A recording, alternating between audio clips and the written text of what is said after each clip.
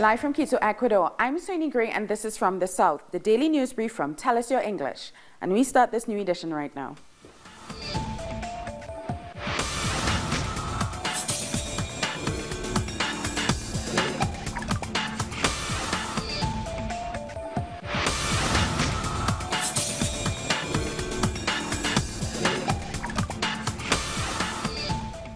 Peru's defense minister is the latest member of the government to resign over the pardon granted by President Pedro Pablo Kuczynski to the former leader Alberto Fujimori. Jorge Nieto is the third member of the cabinet to step down in protest at the pardon, following the example set by the Minister of Culture Salvador del Solar and the Interior Minister Carlos Basombro.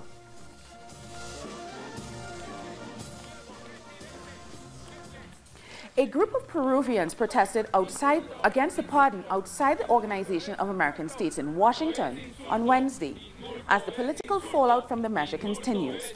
They report that the leader of the FtS party, Keiko Fujimori, has removed the faction led by her brother Kenji from the party's group in Congress. Kenji and his supporters blocked a move in Congress to impeach President Kuczynski, allegedly as part of a deal to secure his father's pardon. In Chile, too, human rights organizations and migrants have been protesting outside the Peruvian embassy over the release of Alberto Fujimori, who was serving 25 years in prison for corruption and human rights abuses.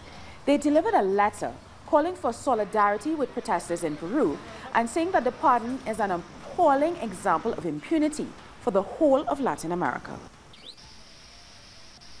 This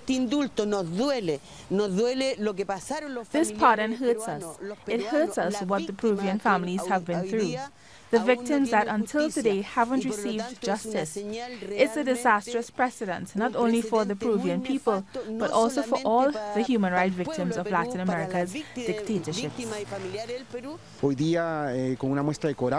Today, as a courageous act, the Chilean people and the National Coordinator of Human Rights are here to support the Peruvian people. Justice is a necessity for the people. The number of dead from Tuesday's bus crash in Peru has risen to 51. 6 people survived the accident.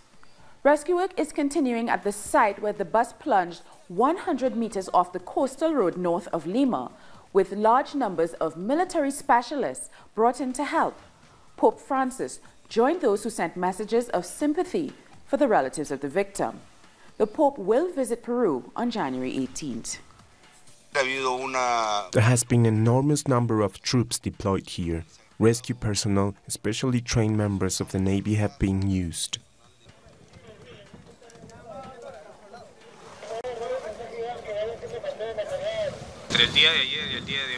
Today, we have been here since 7:30 in the morning, starting all of the preparations for the maneuvers to rescue the victims that were in the lower part. Also in Peru, there was another accident. 16 people are missing after the Irapetiri Bridge collapsed in the northeast of Cusco. The pedestrian bridge fell from a height of 150 meters. The accident took place in full view of passers-by who were watching the level of the Kimbiri River rise after heavy rains. The protests against labor reforms and the economic policies of the Argentine government continued this Thursday with a 24-hour strike by state workers. The latest protest comes as the government announced an increase in fares on public transport by as much as 60% on Wednesday. It says the increase is needed to cover reduction in subsidies to the transport system.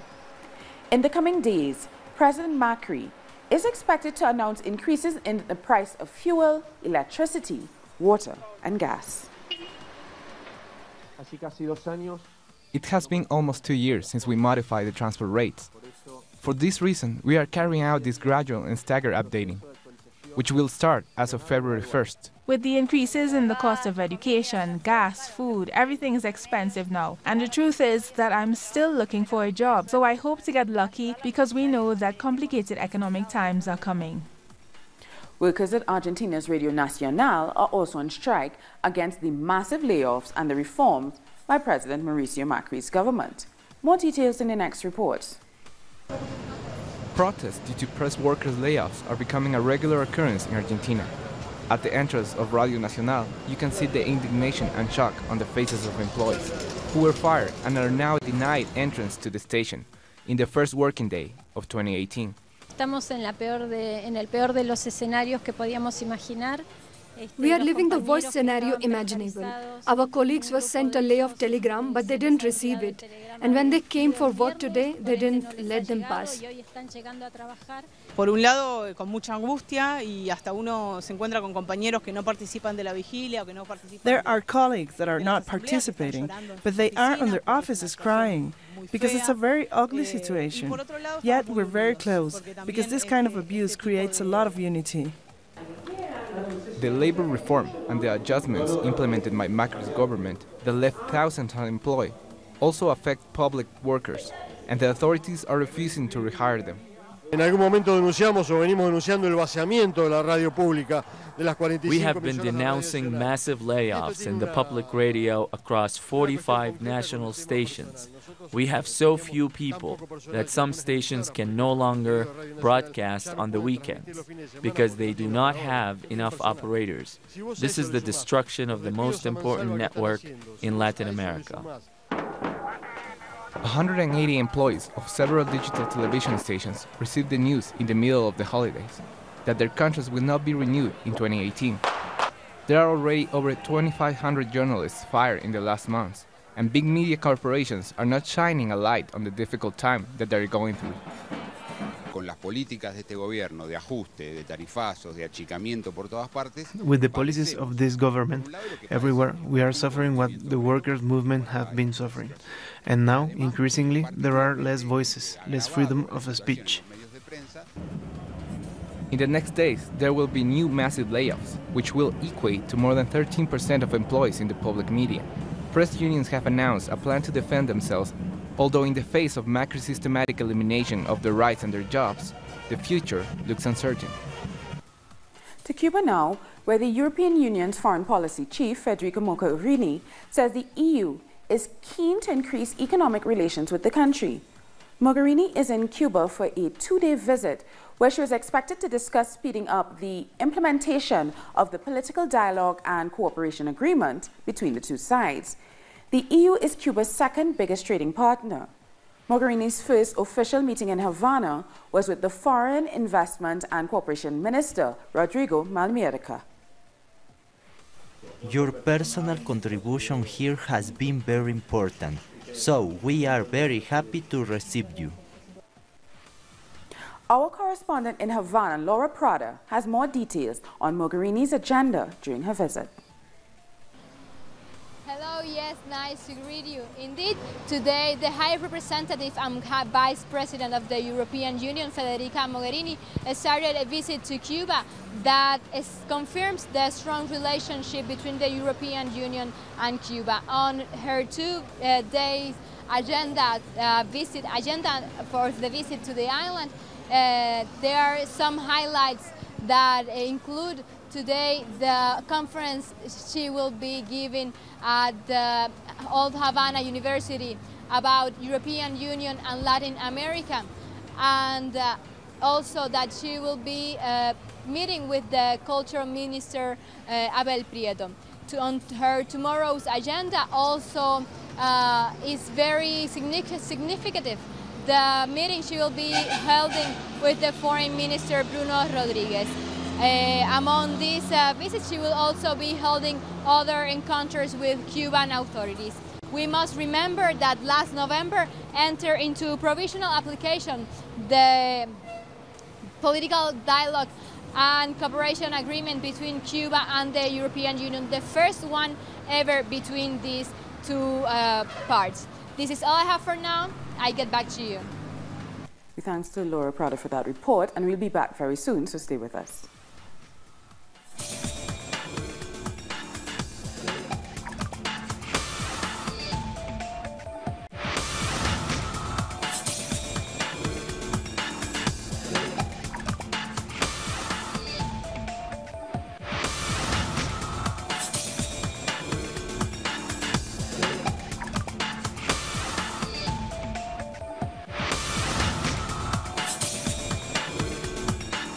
Welcome back.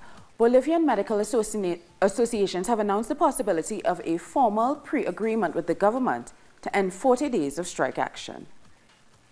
The possibility of a preliminary agreement to end a doctor's strike that lasted more than a month was received with optimism by social movements. We want to congratulate all national authorities as well as the Bolivian Medical School and medical schools of 9 municipalities that have arranged the pre-agreement. After 2 days of negotiations with the government, they've conceded to suspending Article 205 of the new criminal code until 2019, which, according to medical representatives, criminalizes their careers. But the controversial stoppage of private health service regulations is still on the table. There are excellent doctors in our medical schools, but also doctors who are involved in politics. They hide their political interests behind their medical careers. For any doctor who wants to follow a political path, he should contribute to constructing a new health system. But instead, there are few who only care about their own economic interests. We're going to debate these and other issues so we can change our current health system for good. President Evo Morales has announced that he will meet with representatives of health associations in the following days to define new health policies for the country. I have received information that some conservatives don't want to change our health system, but we are going to change it. We are obliged to. Changes are hard but necessary, with the purpose of helping the poor majority. While it remains unknown if the medical associations will accept the preliminary agreement, the government says that the strike forced the suspension of more than 8,000 surgeries as well as 38,000 medical appointments in the public hospitals. As we heard, the Pope is soon to visit Peru and Chile, and preparations are in full flow. A planned mass in the Chilean capital of Santiago is expected to attract more than 500,000 people. Banners decorated the cathedral where the pontiff will hold mass, and builders are working in O'Higgins Park where Francis will give a sermon. He will also visit the cities of Temuco and Iquique before heading to Peru, where he will stop in Lima, Puerto Maldonado, and Trujillo.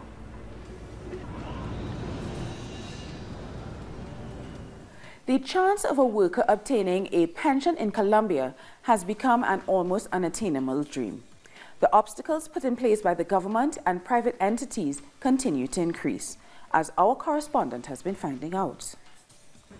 For worker and pensioners unions, the proposed initiative meant to increase the retirement age as well as the number of contributions required to retire is yet another attack against the working class by the government, big business, and private pension funds. The government argues pensioners represent a significant drain of public resources, and this is a solution to the fiscal deficit. What we have discovered in the private pension system is that there is not a high number of pensioners. But we can see that it is these private funds that are pushing to extend their retirement age so that they don't have to pay anyone.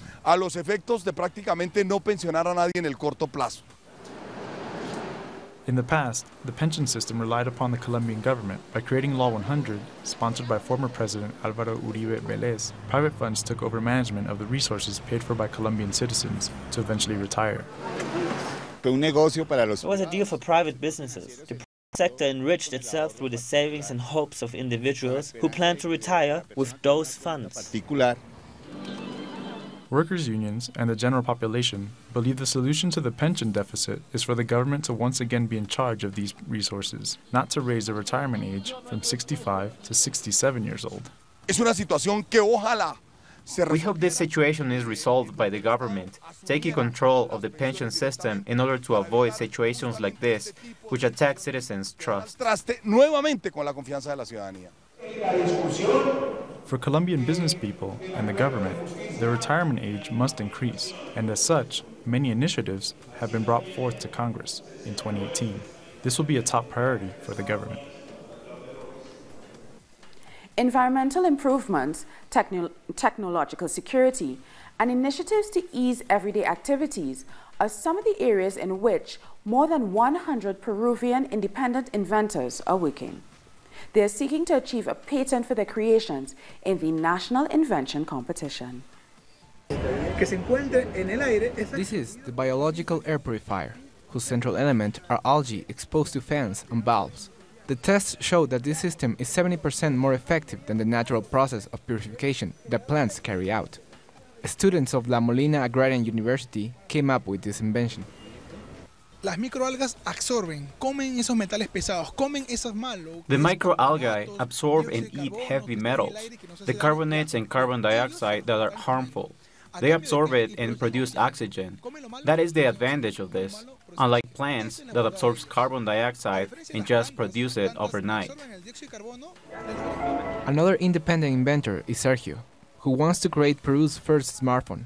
This will consist in two separate boards, one of them isolated from the operating system, that is activated with a switch, avoiding photos and videos from going to a cloud on the internet, and protecting cameras and microphones from hackers. Es un celular que está pensado en proteger la privacidad de las personas. It's a smartphone designed to protect the privacy of the users, as their photos and videos, to protect them from hackers recording anything from the phone. There are more than 100 participants in the National Invention Competition who seek to patent their creations in fields like farming, environment, housing, power, and medicine, and the ones considered utilitarian, like this cube tray. The cubes no longer need to be picked by hand, because at the end you will drink them. The process is more hygienic, and with this improved tray, the cubes will no longer fall to the ground, so it's ecological because of its good management of the water resource. Especially to say that the invention fair is a sample of the Peruvian talent. Even though Peru only invests 0.08% of its GDP in science and technology, a figure considered the lowest in Latin America. Now for another look at one of the big stories of last year. In Myanmar, decades of ethnic tension has prompted tens of thousands of Rohingyas to flee the country. In 2017, fresh violence broke out in Myanmar, forcing the majority of the Rohingyas to flee to Bangladesh. Let's find out who they are and what's happening to them in this report. Walking for days in the forest to reach the other side of the river, this endless procession of people are escaping death at the hands of the Myanmar army. Young and old, women and men, they all ran for their lives. But what they saw and faced, they will never forget. After my husband was killed, I had no option but to run for my children's lives. We spent 2 nights in the hills and sneaked past the border. My children haven't had any food yet, and they've been crying.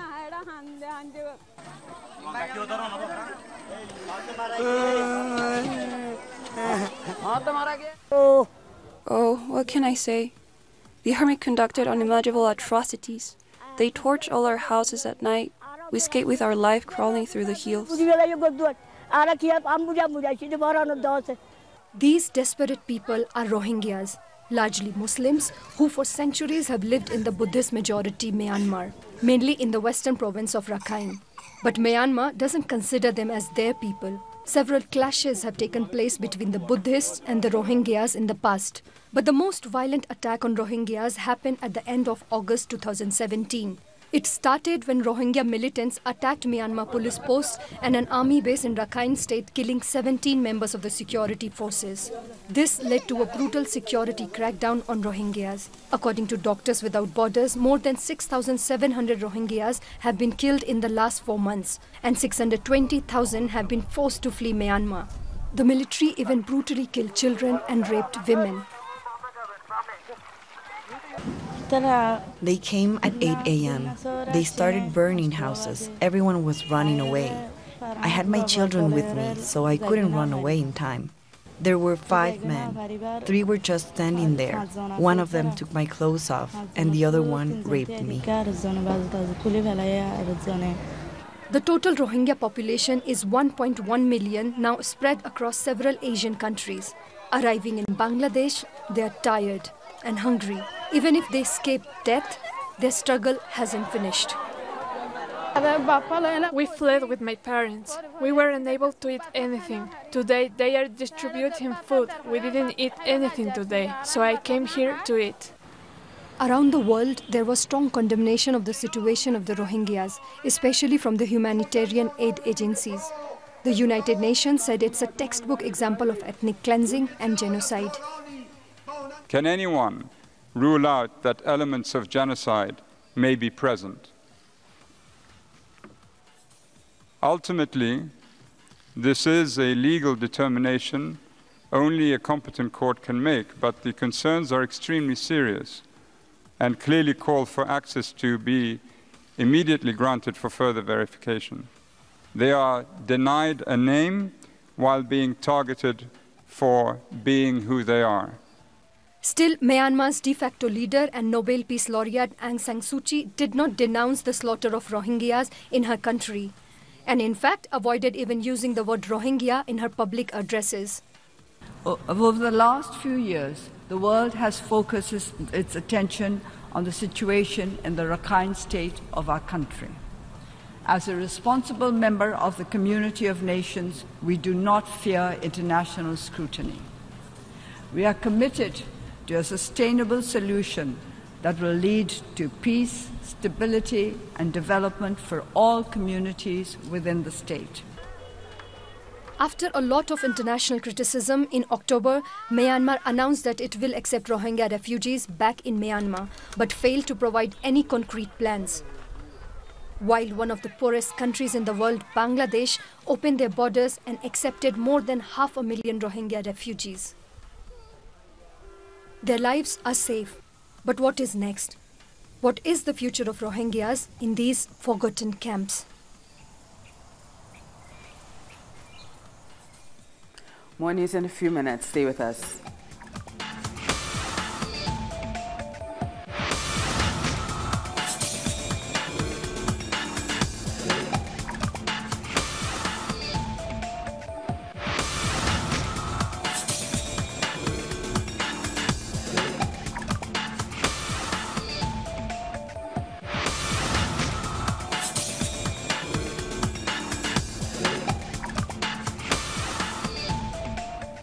Welcome back. U.S. President Donald Trump's lawyers have written to his former strategist Steve Bannon, saying he has violated a non-disclosure agreement. The cease and desist letter comes after a claim in a new tell-all book by Michael Wolff that Bannon called Donald Trump Jr.'s meeting with Russians treasonous. The letter also accuses Bannon of defaming the president as he describes Trump as being unprepared for the job. Trump responded by saying Bannon had, quote, lost his mind after losing his White House position. Record-shattering cold has gripped much of the eastern United States, causing at least a dozen deaths so far. The Arctic freeze has led to closure of schools and is affecting travel throughout the region. The officials have opened warming centers in the deep south and have urged residents to alert social services if they see people stuck outside in the cold. The weather forecasters have warned of a major winter storm later in the week. And our correspondent in Washington, Francesca Emanuel, filed this report. En estos momentos nos encontramos a menos 8 grados Celsius. Right now, we are facing a temperature of minus 8 degrees Celsius, and authorities have already announced that since Tuesday, at least 11 people have died. Experts said that the worst is yet to come. On Wednesday night, we are facing a climate phenomenon called bombogenesis, which causes a dramatic lowering of pressure, and a rapidly intensifying bomb cyclone is generated and turned into a winter hurricane. Authorities of several states like New York have asked public workers not to attend work on Wednesday. In Georgia, a state of emergency has been declared and many schools had to close. This cold wave is affecting nearly 100 million people in Mexico, the United States and Canada. It has been such a harsh winter that in Canada, they even had to protect penguins from their outdoor space in a zoo because the temperature was below 25 degrees and they couldn't stand it. But not only the center and northern part of the US is affected. Even in the state of Florida, there are areas where in the next days experts are forecasting that it could snow. This is the freezing situation now in the states, which has led authorities to stay alert and encourage citizens to take care of their health and avoid more fatal casualties like the 11 deaths that have already occurred. We thank Francesca for that report. 2017 saw an increase in gun violence in the United States, with public shootings across the country on the rise. More details in the next report. And I will do everything in my power, Zach Parrish, to honor you. They are crying because of the death of a policeman in the United States' last shooting of the year, which occurred in Denver, Colorado, in the west of the country. at the hands of Matthew Real, an Iraq war veteran. Another 4 officials and 2 civilians were hurt. And of the nation. Never in my world if I would have imagined this. According to the Gun Violence Archive, 2017 leaves a total of 15,519 deaths due to firearms, and a total of 345 shootings in the U.S. The Commander-in-Chief sent his condolences and avoided talking about gun control, just as his administration has done with other related tragedies, including the biggest shooting in U.S. history, the Las Vegas massacre, which claimed 58 lives.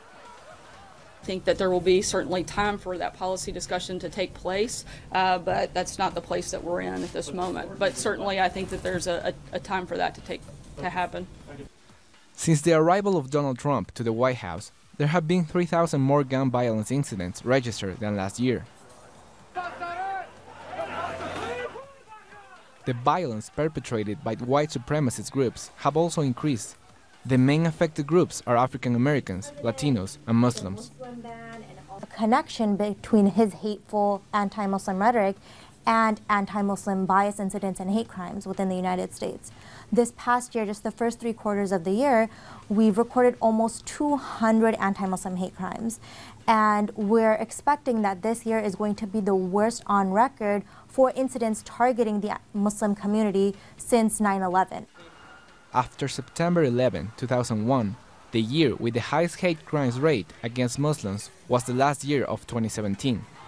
Violence also touched the white community in Charlottesville last August, when a neo-Nazi ran over anti-fascist protesters, killing a young woman and leaving 20 wounded. With that report, we've come to the end of this morning's news brief. For these and many other stories, you can find them on our website, tellusyourtv.net/English. And join us on social media, Facebook, Twitter, and Instagram. For Tell Us Your English, I'm Sweeney Gray. Thank you so much for watching.